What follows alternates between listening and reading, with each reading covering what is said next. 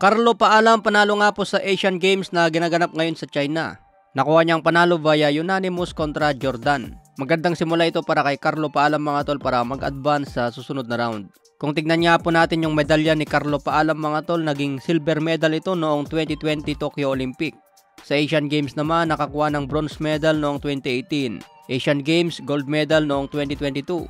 Southeast Asian Games, gold medal pa rin ang nakuha noong 2019 at ngayong 2023 na ginanap sa Cambodia. Kaya abangan natin mga tol kung makapag-uwi ng gold medal itong si Carlo Paalam dito sa Asian Games. May edad ito ngayon na 25 galing Bukidnon. Sa ibang banda naman, WBO middleweight champion na si Janibek Alimkhanuly.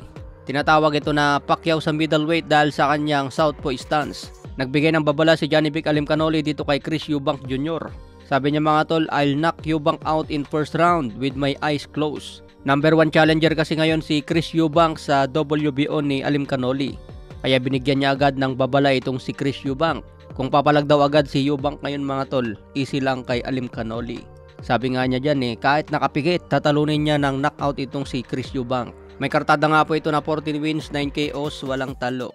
Galing Kazakhstan itong si Janibek mga tol at marami ang umiiwas sa kanya. May paparating na laban nga po ito ngayong October 14. Unification ang laban niya kontra Vincenzo Gualtieri. May kartada ito na 21 wins, 7 KOs, walang talo. Ito ang kasalukuyang IBF middleweight champion kaya unification ng WBO at IBF. Kaya abangan po natin ang paparating na laban ni Janibek Alimkhanuly ngayong October 14. Sa ibang banda naman, official na po ang laban ni Devin Haney versus Regis Prograis na gaganapin sa December 9.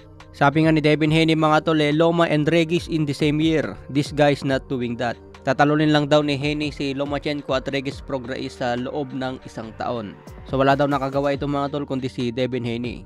Pero sabi naman ni Regis Prograis mga tol, predict easy fight with Haney. I will hurt this kid.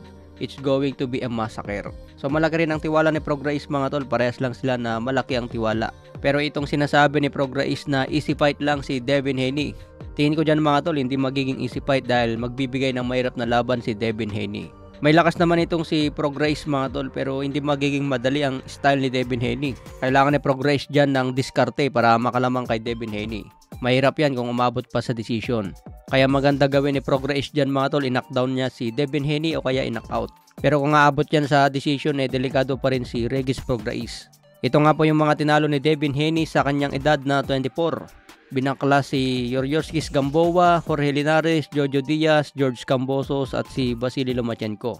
Naging undisputed na yan sa lightweight division.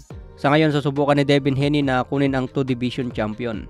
Kaya kung matalo niya dyan si Regis Prograis at maging WBC super lightweight champion, isusunod daw niya kaagad si Teofimo Lopez para unification ng titulo.